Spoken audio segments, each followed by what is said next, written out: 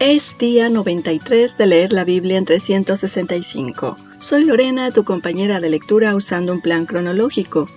Bienvenido al podcast de Alrededor de mi Mesa Inspirando Simple Hospitalidad. Es un gozo estar contigo en este espacio, en este día, en esta jornada bíblica. Sea que estés aquí desde el día 1 o este es tu primer día, qué hermoso tenerte en nuestra mesa de bendición. Estamos seguros de que el Espíritu Santo ministrará tu corazón con su incomparable amor, compasión y sabiduría. Él te conoce y te ve. Te animamos a rendirle lo que sea que estás cargando para poder tomar la vida abundante que solo Él puede darnos. Continuamos desmenuzando escenas del ambiente en la tierra de Canaán en la época de los jueces, con sus perturbadoras cosas. El banquete de hoy está en el capítulo 10, 11 y 12. Abre tu Biblia en Jueces capítulo 10 y desmenucemos juntos este capítulo. Versos del 1 al 5. Después del corto y tumultuoso liderazgo de Abimelec, hijo de Gedeón, sobre Siquem y sus alrededores, dos jueces más son levantados para salvar a Israel. El primero es Tola. No hay mucho sobre él en la Escritura. Ninguna de sus obras o eventos de su vida son registrados. Es muy interesante que Dios no revela ningún enemigo extranjero que Tola enfrentó para considerarlo libertador. Su nombre en hebreo transmite humildad, se traduce como gusano o larva.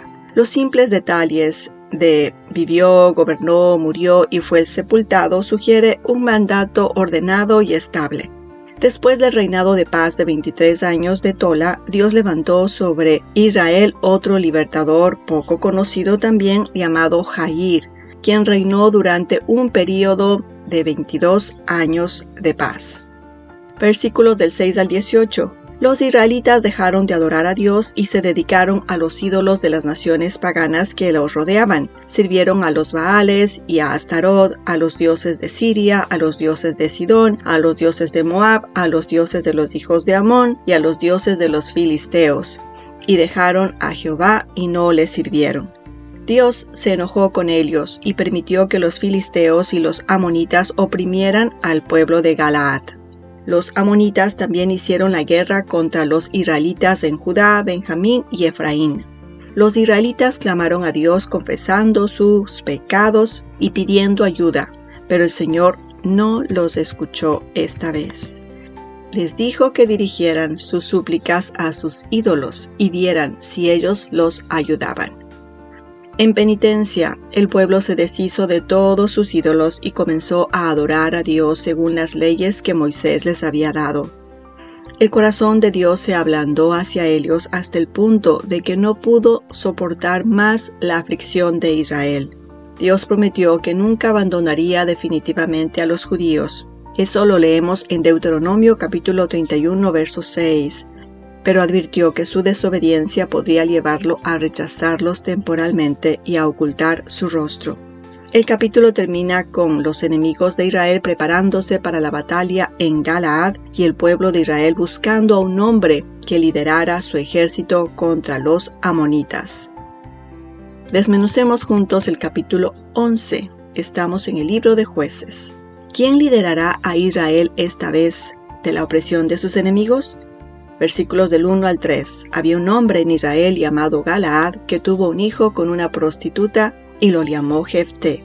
Cuando Jefté creció, sus medio hermanos lo expulsaron de la ciudad para que no se llevara nada de su herencia, porque después de todo, era hijo de una mujer extraña. Jefté era considerado un guerrero valiente.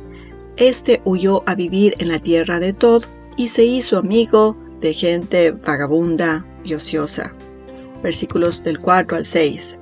Los ancianos de Galaad nunca recurrieron a Dios en busca de ayuda para encontrar un libertador. En cambio, tras el fracaso de sus esfuerzos por encontrar un voluntario, recurrieron a Jefté, debido a su reputación de guerrero temible y violento para liderar la batalla contra Amón. Interesantemente, no le propusieron que sea su gobernante. Versos del 7 al 11. Jefté sabía que los judíos estaban desesperados. También sabía que no lo apreciaban, no lo amaban, ni confiaban en él. Solo lo querían por las habilidades violentas que había adquirido tras haberlo maltratado previamente. Al igual que los ancianos de Galaad, Jefté nunca presentó a Dios la oferta de liderar mediante la oración. En cambio, sabiendo que los ancianos estaban desesperados y en una posición débil para negociar, los manipuló para que lo convirtieran en su líder permanente si los ayudaba. Jefté probablemente sabía que el pueblo había acordado nombrar como gobernante a cualquiera que pudiera derrotar al enemigo en batalla. El pueblo de los jefes de Galaad se dijeron unos a otros: ¿quién es el hombre que comenzará la guerra contra los hijos de Amón? Él será cabeza de todos los habitantes de Galaad. Eso lo leemos en Jueces capítulo 10, verso 18. Versos del 12 al 28. Antes de enfrentarse a su enemigo en batalla, Jefté intentó socavarlos desacreditando su reclamo sobre la tierra ocupada por la tribu de Galaad, pero el rey Amón rechaza la paz. Versículos 29 al 31. Jefté no era digno de ser el libertador de Dios, pero Dios mostró su misericordia y gracia al capacitarlo con el Espíritu Santo para reunir un ejército de soldados judíos y derrotar a los amonitas en batalla. Jefté nunca agradeció a Dios por el ejército que reunió para él. En cambio, por falta de fe, le preocupaba que el pueblo lo abandonara si perdía la batalla. Así, en un esfuerzo por manipular a Dios, hizo un voto ilegal de ofrecer un sacrificio humano si Dios lo ayudaba. Versículos 32 al 33. Jefté se enfrentó a los amonitas en el campo de batalla y Dios le dio la victoria a Israel sobre Amón. Aunque Jefté había orado mal, Dios nuevamente mostró misericordia y gracia al derrotar a los enemigos de los judíos. Dios había prometido proteger a los judíos. Eso lo leemos en Deuteronomio capítulo 28, verso 7. Cumplió su palabra, aunque ni Jefté ni los judíos eran dignos de ella. Versículos 34 al 40. Después de la guerra, cuando Jefté se acercaba a su casa, su hija salió a recibirlo con música y danzas. Al verla, Jefté rasgó sus vestiduras por su promesa a Dios. Le explicó su voto a su hija y sorprendentemente, ella estuvo de acuerdo en que debía cumplir su palabra al Señor. Le pidió a su padre 2 meses para subir y bajar por los montes y orar por su virginidad. Jefté le concedió su petición. Al cumplirse los 2 meses, ella regresó con su padre y él hizo con ella conforme a su voto. Aquí vamos a detenernos un poco y vamos a conversar sobre esta historia. Muchos comentaristas dudan que Jefté como libertador pudiera haber sacrificado o asesinado a su hija. Por ello, algunos creen que simplemente la obligó a vivir en celibato. Por otro lado, otros no están de acuerdo con esto. Ellos dicen que eso no es lo que el texto dice. Argumentan que normalmente una persona está obligada a cumplir sus votos. Si un hombre hace un voto al Señor o hace juramento comprometiéndose con una obligación, no faltará a su palabra, hará conforme a todo lo que salga de su boca. Eso está registrado en Números capítulo 30, verso 2, en Deuteronomio capítulo 23, versículo 21. Sin embargo, el voto de Jefté no fue un acto de piedad hacia Dios, fue un acto de idolatría. La ley de Dios prohíbe expresamente los sacrificios de niños en todas sus formas. Esta era una de las muchas cosas detestables en Canaán que los judíos debían evitar. Eso lo leemos en Levítico capítulo 18, verso 21, capítulo 20, versos del 1 al 5. Jefté no estaba obligado a cumplir un voto ilícito. Eso lo podemos leer en Levítico 27, verso 26. Incluso si el voto fuera lícito, la ley le permitía romper un voto difícil, pagando el precio de redención del voto en plata. Eso lo leemos en Levítico capítulo 27, versos del 1 al 8. Quizás el precio habría requerido que Jefté se convirtiera en un siervo por contrato. Aparentemente, este era un precio demasiado alto para salvar la vida de su hija.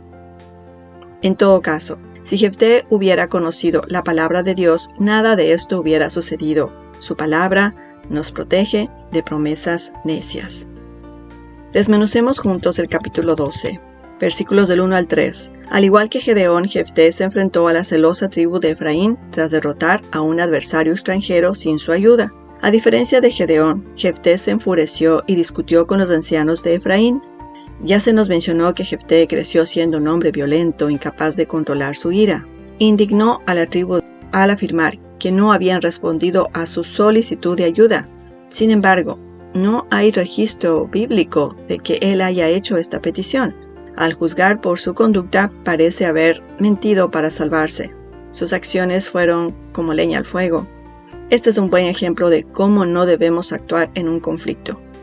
En lugar de discutir con los enojados ancianos de Efraín, Jefté debería haber mostrado mansedumbre, fuerza bajo control al tratar de calmarlos. Versos 4 al 6.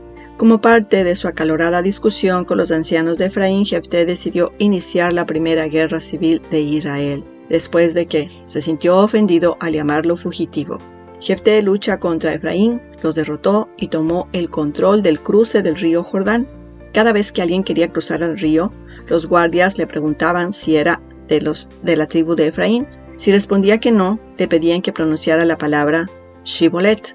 Los de la tribu de Efraín, debido a su dialecto, pronunciaban esta palabra Sibolet, lo que delataba su identidad. Los hombres de Galaad mataron a 42,000 de la tribu de Efraín. Versículo 7. Jefté juzga a Israel por 6 años y muere. Versículos del 8 al 10. Después de la guerra civil iniciada bajo el liderazgo de un orgulloso y violento Jefté, Dios designa a un libertador poco conocido llamado Isbán. Juzga por 7 años y tiene 30 hijos y 30 hijas. El 10º libertador de Dios es Elón, juzga por 10 años. Versículos 13 al 15. El 11º libertador de Dios es Abdón, juzga por 8 años. Tiene 40 hijos y 30 nietos. Hasta aquí el resumen de hoy. Amado lector, de los actos y acciones de Dios revelados en los capítulos de hoy aprendemos. El Señor permite el sufrimiento como consecuencia del pecado. No responde inmediatamente probando el arrepentimiento de su pueblo. Israel capta su atención y misericordia. Orquesta la liberación de Israel conforme a su plan. Da su testimonio de misericordia incluso ante la reiterada desobediencia de su pueblo. Sus leyes contra el adulterio y prostitución son para protección. El Señor ofrece guía a través de la oración. Sus líderes elegidos son imperfectos y cometen errores. Enfatiza la importancia de comunicación, claro entendimiento y unidad como una comunidad. Hoy hemos recorrido uno de los pasajes difíciles de encontrar que revele tanto el dolor y la ira que Dios siente hacia su pueblo cuando lo ignoran y se alejan de Él, pero también nos muestra mayormente que inclina su corazón hacia su pueblo desobediente y es movido a tener misericordia de Él. ¡Qué Dios tan asombroso, tan misericordioso servimos! Me ha llamado tanto la atención que no fue el arrepentimiento del pueblo lo que, según se nos dice, lo que finalmente quebrantó el corazón de Dios. Más bien se nos dice que Él ya no podía soportar la miseria de su pueblo. No fue su arrepentimiento lo que ganó la misericordia de Dios. Lo que mueve a Dios a mostrar compasión por nosotros en nuestro pecado no es nuestro arrepentimiento, no es algo en nosotros, sino algo en Él. Él no puede soportar la miseria de quienes ama. ¡Aleluya! ¡Aleluya! El resumen de hoy estuvo nutrido con la ayuda de escriturasinspiradas.com, bibliareferencial.com, videobible.com, secomocristo.com y bibliabetania.com. No puedes perderte el banquete de mañana, está en Jueces capítulo 13, 14, 15. Tampoco puedes perderte la bendición de experimentar que la mesa produce una íntima conexión y la hospitalidad hace un cambio en el mundo. Será hasta la próxima.